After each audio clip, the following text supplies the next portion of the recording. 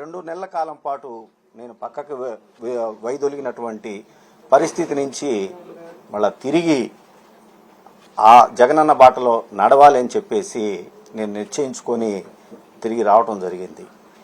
మనందరికీ తెలిసిందే, రాజశేఖర రెడ్డి గారి బాటలో నడుస్తున్నటువంటి జగన్మోహన్ రెడ్డి గారు ఇంకొక 20-30 సంవత్సరాల పాటు ఈ రాష్ట్రానికి ముఖ్యమంత్రిగా నిలబడగలిగితే, ప్రజలందరూ కూడా అండగా ఉంటే పేదవాడు వాళ్ళ జీవితాలు పూర్తి స్థాయిలో ఉన్నత స్థితికి వెళ్తాయని చెప్పేసి ఇవాళ జగన్మోహన్ రెడ్డి గారు చేస్తున్నటువంటి పరిపాలన రుజువు అవుతా ఉంది అనే సంగతి మనందరం కూడా చూస్తూ ఉన్నాం.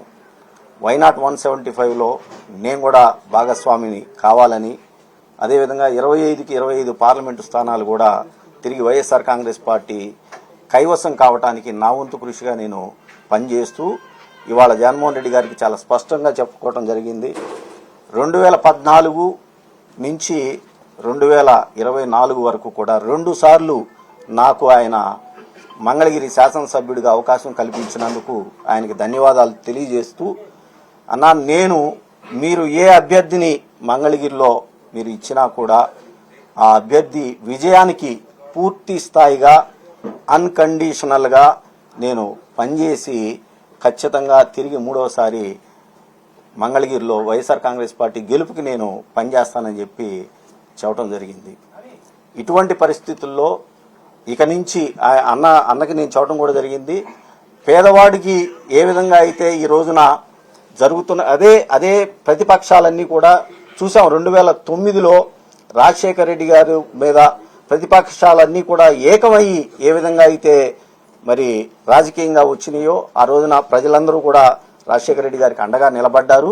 అలాంటి పరిస్థితి మళ్ళా తిరిగి ఈ రోజున వస్తూ ఉంది.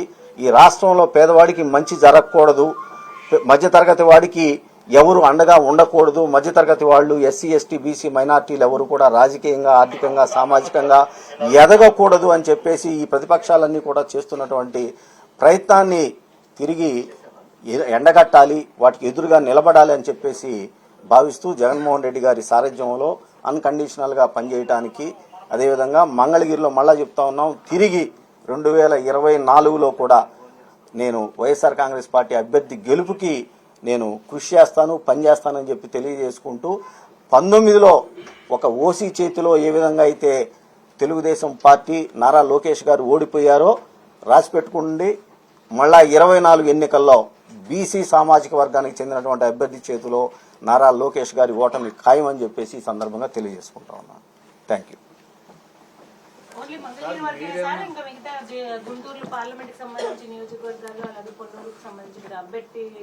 అంటే చెప్తారండి, అది చెప్తామన్నారు. రీజనల్ కోఆర్డినేటర్స్ తోటి మాట్లాడుకుని ఏ నియోజకవర్గాల్లో నా సేవలు పనికి వస్తాయని చెప్పేసి పార్టీ భావిస్తూ అన్ని చోట్ల తిరిగి నేను పనిచేయడానికి రెడీగా ఉన్నాను. వర్ధిల్లాలి ఆర్కే గారి నాయకత్వం, వర్ధిల్లాలి ఆర్కే గారి నాయకత్వం.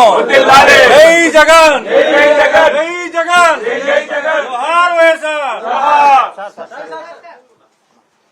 గతంలో కొన్ని కామెంట్స్ కూడా చేశారు, వాటికి సంబంధించి కట్టుబడి ఉంటారా లేదంటే దానికి సంబంధించి అంటే ఎటువంటి వ్యాఖ్యలు అంటే అభివృద్ధికి సంబంధించి మంగళగిరి అభివృద్ధికి సంబంధించి జగన్మోహన్ రెడ్డి గారు అధికారులను ఆదేశించి ఆ పనులన్నీ కూడా చేయడం జరిగింది. ఉదాహరణకి గతంలో చంద్రబాబు నాయుడు గారు ముఖ్యమంత్రిగా ఉన్నప్పుడు ఏదైతే బలవంతపు భూసేకరణకి మంగళగిరి రూరల్, అదేవిధంగా తాడేపల్లి రూరల్ మండలాల్లో బలవంతపు ల్యాండ్ ఎక్విజిషన్ కి నోటిఫికేషన్ ఇచ్చారో దాన్ని రద్దు చేస్తాము అని చెప్పి చెప్పడం జరిగింది. ఆ విధంగా ఆల్రెడీ పని సిఆర్డీఏ వాళ్ళు, గుంటూరు కలెక్టర్ గారు కూడా పనిచేయడం జరిగింది. అది తుది దశకి చేరుకుంది.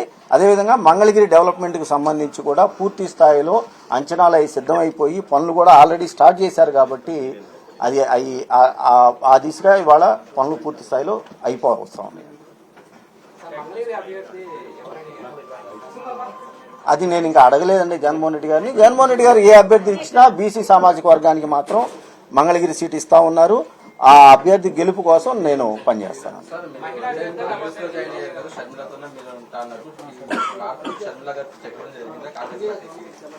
నేను చెప్పలే, అదే ఇందాక అన్నానండి. 2009లో రాజశేఖర రెడ్డి గారిని ఓడించడానికి అప్పుడు ఉమ్మడి రాష్ట్రంలో ఉన్నటువంటి పార్టీలన్నీ కూడా ఎలా ఏకమైపోయినాయో ఇవాళ తిరిగి జగన్మోహన్ రెడ్డి గారిని ఓడించడానికి ఈ రాష్ట్రంలో ఉన్నటువంటి పార్టీలన్నీ కూడా ఏకమైనవి.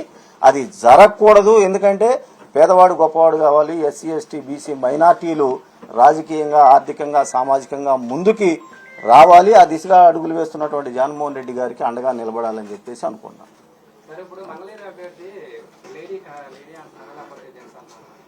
అది నాకు తెలియదండి. అదే అన్నాం, జగన్మోహన్ రెడ్డి గారు వైఎస్ఆర్ కాంగ్రెస్ పార్టీ ఎవరికి మంగళగిరి సీట్ ఇచ్చినా కూడా బీసీ సామాజిక వర్గానికి సంబంధించి వాళ్ళ గెలుపు కోసం 100కి 100% పనిచేస్తాము. ఖచ్చితంగా మూడవసారి 2024లో వైఎస్ఆర్ కాంగ్రెస్ పార్టీ జెండా రెపరెపలాడుద్ది మంగళగిరి.